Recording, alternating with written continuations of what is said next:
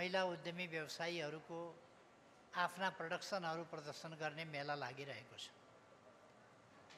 नेपाल अगाडि बढिरहेको छ भन्ने कुरा यसले देखाउँछ। धेरै लामो समय भएको रहन्छ, किनभने यो 8औं अन्तर्राष्ट्रिय मेला बल्ल आयोजना गर्दैछौँ हामी।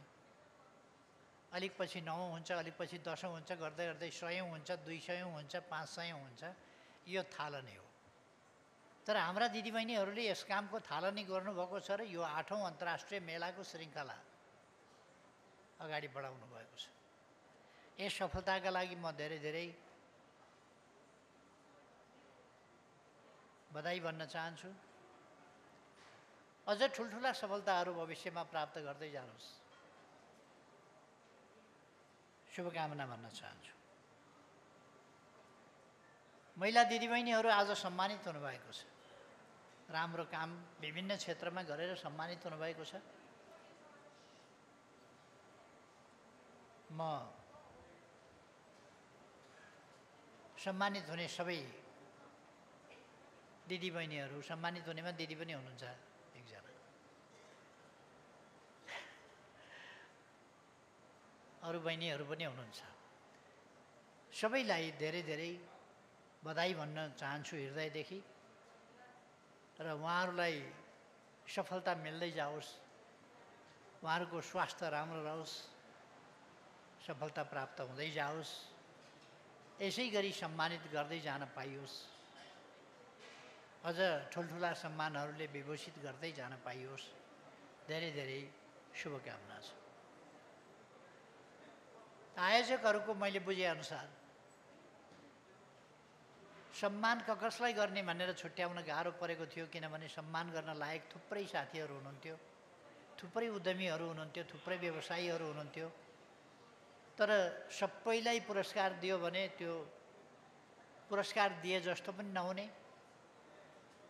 उत्कृष्ट काम गरे जस्तो पनि नहुने, सरदर त रहेछ सबैलाई दिएछ भने जस्तो पनि हुने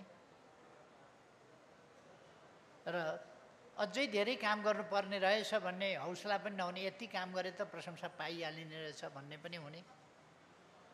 त्यसकारण प्रशंसाका नकारात्मक पक्षहरू, सम्मानका नकारात्मक पक्षहरू नउम्रिउन् भनेर कठिन ढङ्गले थोरै साथीहरू जो यसपल्ट सम्मान नगरी नहुने खालका साथीहरू छानेर उहाँहरूले सम्मान गर्नुभएको छ। म सम्मानित हुने साथीहरूलाई बधाई सँगसँगै सम्मान गर्नेलाई धन्यवाद भन्न चाहन्छु र छनौटकर्ताहरूलाई कति गाह्रो भयो होला छनौट गर्न, उहाँहरूलाई पनि धन्यवाद भन्न चाहन्छु। मैले अघि नै भने नेपाल अगाडि बढ्दैछ, महिला दिदीबहिनीहरू अगाडि बढ्दै हुनुहुन्छ। हाम्रो समाज अगाडि नबढेको मूलतः दुईटा कारण, 3-4वटा कारण छन्। एउटा बाह्य रूपमा औपनिवेशिक एरा, कोलोनियल एराको कारणले वास्तवमा हामीले विकास गर्न पाएनौँ। अर्को, हाम्रो देशभित्रै सामन्तवादी व्यवस्था रह्यो जसले मान्छेलाई अगाडि बढ्नै दिएन। शिक्षा, स्वास्थ्य, कुनै कुरामा पनि मान्छेलाई अगाडि बढ्न दिएन। विकास निर्माण दुनियाँ कहाँ कहाँ पुगिसक्यो, अगाडि बढ्न दिएन। अगाडि दुनियाँ बढ्यो भन्ने थाहा पाउँछन् भनेर यहाँ पुस्तक पनि ल्याउन नपाइने, पत्रिका पनि छाप्न नपाइने, फिल्म पनि हेर्न नपाइने, सिनेमा पनि हेर्न नपाइने, सेन्सर गरेका मात्रै हेर्न पाइने, हावडाको ब्रिज पनि हेर्न पाइँदैन थियो। अरू त कुरा छोड्थ्यौँ, एउटा उसले ट्याक्राक ट्याक्राक पारेर देखाउँथ्यो, ताजमहल देखो, हावडाका ब्रिज देखो, के देखो, कुतुब मिनार देखो भनेर 10 पैसा हामीसँग फुत्काउँथ्यो। त्यो हेरेर रमाउनु पर्ने अवस्था थियो हामीलाई, थाहा पनि पाउन नपाइने अवस्था थियो। त्यस्तो अवस्थामा एउटा महिलाहरूलाई पछाडि पारिएको थियो। महिलाहरूले शिक्षा लिनुहुन्न, यो केही जान्दैनन्, घरमै बस्नुपर्छ, चुलो चौकोको काम गर्नुपर्छ, बाहिर निस्किनु हुँदैन। भानुभक्त आचार्य आदि कविको श्लोकमा पनि हालिदिएका छन्। भानुभक्तले नै लेख्नुभयो कि पछिकाले भानुभक्तका नाउँमा अरूले लेख्नुभयो थाहा छैन, तर भानुभक्त पनि त्यही जमानाको भएको हुनाले लेख्न पनि बेर्लाउनुहुन्न। भानुभक्तकै नाउँमा हामी पढिराखेका छौँ। हाँस्नुहुन्न कदापि नारीहरूले, त्योभन्दा पछाडि त सुन्नै नसक्ने गरी गाली गरेको छ। हाँसे भने त के हो, के आरोप पो छ। त्यो मान्यता समाजमा थियो। हाँस्न पनि नपाइने बाबा, खुसी हुन पनि नपाइने, त्यो दुःखका बीचमा मुस्कुराउन पनि नपाइने, त्यो पीडाका बीचमा 3 घण्टा तलबाट पानी बोकेर ल्याउनु पर्ने, डोकामा पसिनै पसिना गरेर ढाड भाँचिएला जस्तो हुन्छ, खुइय गरेर बिसाएपछि बल्ल ल्याइ पुर्याएँ भन्ने सन्तोषले यो दुःख पनि पार गरेँ मैले आजका लागि भनेर मिसिक्क मुस्कुराउन नपाइने आरोप त्यस्तो छ। महिलाहरूलाई पछाडि पारियो। झन् साह्रो आधा जनसङ्ख्या पछाडि परेपछि सिङ्गै समाज पछाडि त छँदै थियो, पुरुष पनि अगाडि बढेका थिएनन्, पछाडि नै थियो भने महिलाहरूलाई त झन् पछाडि नै पारिएको थियो। आधा जनसङ्ख्या पछाडि परेपछि अनि 2टा पाङ्ग्रा मध्ये एउटा पाङ्ग्रा चलेन रथको भने 4वटा पाङ्ग्रा मध्ये एउटा 2टा पाङ्ग्रा चलेन गाडीको भने कसरी गाडी चल्छ? अर्को कुरा, हाम्रो समाजमा वर्णाश्रम व्यवस्था भनेर थोपरियो। समाजको एउटा ठुलै प्रतिशत मान्छेहरू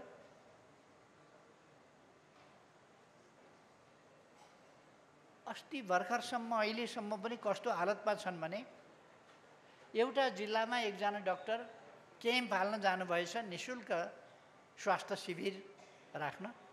स्वास्थ्य शिविरमा जचाउन आउने मान्छे एउटा कुर्सीमा डाक्टर बसेका थिए, अर्को कुर्सी पेसेन्टको लागि, बिमारीको लागि खाली राखेका थियो जाँच्नका लागि। तर मान्छे आएर कुर्सीमा बसेर नि भुइँमा बसे। कुर्सीमा बस्नुहोस् न भन्दा मानेनन्। किन नबस्ने भन्दा म अछुत हुँ, म तल्लो जातको हुँ, म डोम हुँ, म कहिल्यै कुर्सीमा बसेको छैन, कुर्सीमा बस्न अप्ठ्यारो लाग्छ र हाम्रोतिर कुर्सीमा बस्न पनि दिँदैनन् यहाँका मान्छेहरूले। त्यसकारण म त कुर्सीमा बस्ने जातै होइन, म कुर्सीमा बस्न मिल्दैन, कहिल्यै बसेको छैन, बस्दिनँ हजुर, म भुइँमै बस्छु, मलाई भुइँमै जाँच्नुहोस् भने। मान्छे कति दबेको छ, त्यति मान्छे दबेको छ। जब डाक्टरले उनलाई हात समातेर, हात समाउँदा उनी छक्क परे। म अछुत हुँ, तपाईँले कहाँ मेरो हात समातेको, के गरेको यो? यसो गर्नु हुँदैन। भोलि म समाजमा यहाँ कुटाइ खान्छु।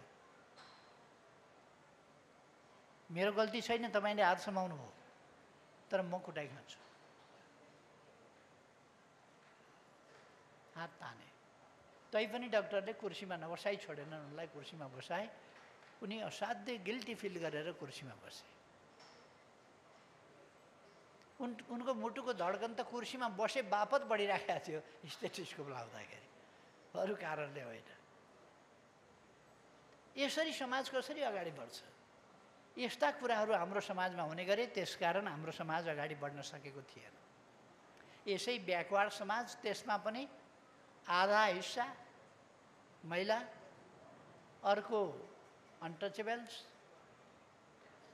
अर्को अपहेलित पीडित, पछाडि परेका ठाउँका, गाउँका, दुर्गम ठाउँका। ट्याङ्किलाजी कसरी आइपुग्नुभयो, यो सन्दुक रोहित कसरी आइपुगे ओलाङचुङ गोलाबाट, यो ठाउँमा अचम्म लाग्छ। कोही मन्त्री भए, कोही आँखाका डाक्टर भए, विश्व प्रसिद्धै भएका छन्। कसरी आइपुग्नुभयो होला त्यो ठाउँबाट? त्यहाँ त मान्छे, त्यहाँको मान्छे त मान्छे गनिँदैन थियो नि त त्यो ठाउँबाट। अथवा आफ्नै प्रयासले पनि मान्छे उठे, अगाडि बढे। अब सिङ्गो समाजलाई उठाउनका लागि, अगाडि बढाउनका लागि राज्य नै लागेको छ। अब समय परिवर्तन भएको छ। हिजो व्यक्तिले आफूले प्रयास गर्नुपर्थ्यो, आज राज्यको प्रयास अगाडि छ। त्यो राज्यको प्रयास सँगसँगै नागरिकहरू चल्नु परेको छ। फेरि आज अर्को थरी समस्या छन्। नचाहिएको अत्तो थापेर विषय न सिषय सदन अवरुद्ध। के भयो अरे भन्दा कर्मचारी सरुवा भयो कि कर्मचारी हटाइयो कि निकालियो कि। फेरि कस्ता मान्छेले भन्दा त्यहीँबाट हुर्किएर आएको मान्छेलाई निकालेर रिटायर भएको मान्छेलाई ल्याएर त्यहाँ राख्ने मान्छेले अहिले न्यायका कुरा गर्नु अनि नन इस्युलाई इस्यु बनाएर संसद चल्न नदिनु। अध्यादेशहरू यो 18 गतेभित्र पास भएनन्, हस्ताक्षर भएन राष्ट्रपतिबाट भने त्यो असफल हुन्छ। फेरि कानुनविहीनतामा देश पस्छ। यो 2 महिना हामीले कानुनबाट अगाडि बढाइसकेका थियौँ, फेरि कानुनविहीनतामा देश पस्छ। त्यो कुरा बुझिकन अदालतलाई दबाब दिनका लागि एउटा कर्मचारीका पक्षमा के किन अन्याय भयो भनेर नन इस्युलाई इस्यु बनाएर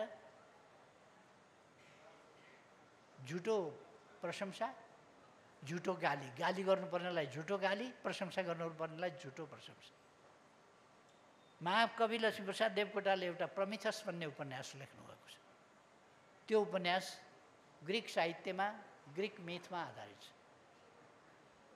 ग्रिक मिथमा, ग्रिक कथामा, ग्रिक साहित्यमा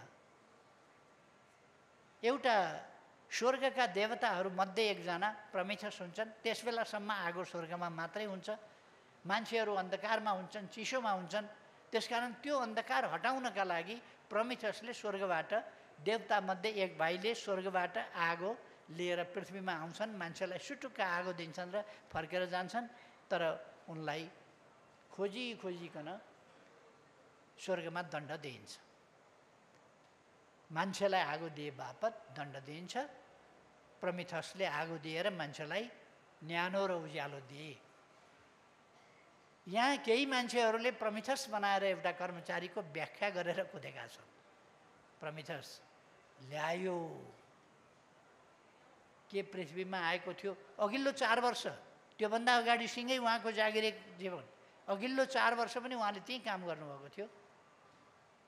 अनि पछिल्लो पल्ट चाहिँ नियुक्ति गरेका भोलिपल्ट उहाँले लाइटर पाले जस्तो, लाइटरबाट आगो निकाले जस्तो झिलिक्क पारेर बिजुली निकालेर झलल्ल नेपाल पार्नुभयो। के गफ हुने, यति गजबको त उपन्यास पनि हुँदैन। प्रमिथस अनि संसद अवरोध, कानुन बन्न नदिने, जानिकन देशलाई कानुनबाट भ्याकुममा राख्ने। अब यस्ता खालका क्रियाकलापहरूमा लागेपछि अहिले पनि लागिरहेका छन् मान्छे। कोही देशलाई, अगाडि बढेको देशलाई फेरि पछाडि फर्काउने ती काम गरिरहेका छ, गर्न खोजिरहेका छ। हुने कुरा त्यो होइन, तर अस्तव्यस्तता, अविश्वास, आशंका, अन्योल, असुरक्षा भाव। सरकार सडकमा निस्क्यौँ, के हुने हो के होइन। एउटा एम्बेसीले अनावश्यक रूपमा एउटा नोटिस नै जारी गर्यो। कुनै पनि बेला कर्फ्यू लागू हुन सक्छ, ठुला जुलुस निस्किँदैछन्, बाहिर ननिस्किनु। त्यो ग्लोबल्ली एउटा चाहिँ नै अनावश्यक प्रचारको कुरा मात्रै हो। वास्तवमा त्यस्तो केही पनि होइन। 10-15 हजारका जुलुस नेपालमा निस्किन्छन् त सधैँ, भोलि पनि निस्किन्छन्। त्यसलाई पहाड बनाइरहनु पर्ने कुनै आवश्यकता छैन। तर यो नेपाल हो, यहाँ यस्तो भोंपू बजाइएको छ कि भोलि केही हुँदैछ, भोलि। एउटा भृकुटी मण्डपमा जुलुस निस्किएर सभा हुन्छ, एउटा कोटेश्वरमा सभा हुन्छ, हुने त्यति हो। यो सभा त सधैँ हुने गरेकै हो, त्यति नै हुन्छ भोलि पनि। अब यहाँ एउटा हेभोक छ, एउटा टेरर छ, एउटा त्रास छ। के हुन्छ भने त्यस्तो केही होइन। यस्ता कुराहरूबाट हामी वास्ता नगरेर हाम्रो विकासका काममा, निर्माणका काममा, देश विकासको कुरामा अगाडि बढ्नुपर्दछ।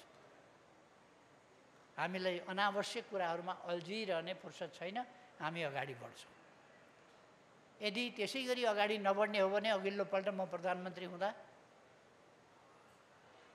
आज अन्नपूर्ण पोस्टले छापेको छ, बहुदलीय व्यवस्था आएपछि के परिवर्तन भयो, के उपलब्धि भयो, अन्नपूर्ण पोस्टको फ्रन्ट पेजमा छ, त्यो पढ्नुभए हुन्छ। नागरिकको प्रशंसा गरौँला भन्ने थियो, नागरिकले छापेन छ आज त्यस्तो, अन्नपूर्णाले छापेछ। खैर, त्यसो भएर प्रगति भएको छ र त्यो प्रगति अघिल्लोपल्ट म प्रधानमन्त्री हुँदा खास गरी तीव्र रफ्तारमा प्रगति भएको छ। हुलाकी राजमार्ग भन्नुहोस्, स्मार्ट सिटी भन्नुहोस्, मदन भण्डारी राजमार्ग भन्नुहोस्, मध्य पहाडी राजमार्गको कामलाई छिटो अगाडि बढाउने कुरा भन्नुहोस्, रिभर करिडरहरू भन्नुहोस्, इलेक्ट्रिसिटी कहाँबाट कहाँ पुर्याइएको छ। अहिले 97% घरमा इलेक्ट्रिसिटी पुगेको छ।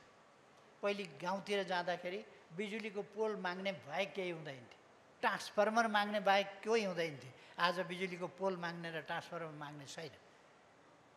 हाम्रा गाउँमा यस्तो छ, यो ठाउँमा यो गर्नु पर्यो, कलेज बनाउनु पर्यो, अस्पताल बनाउनु पर्यो, यो गर्नु पर्यो, त्यो गर्नु पर्यो छ, विद्युतलाई स्ट्रेन्थेन गर्नु पर्यो भन्ने छ, उद्योगहरूलाई बिजुली बढी 24 घन्टा सप्लाई गरिदिनु पर्यो भन्ने छ। बेग्लै मागहरू, आजका मागहरू बेग्लै छ।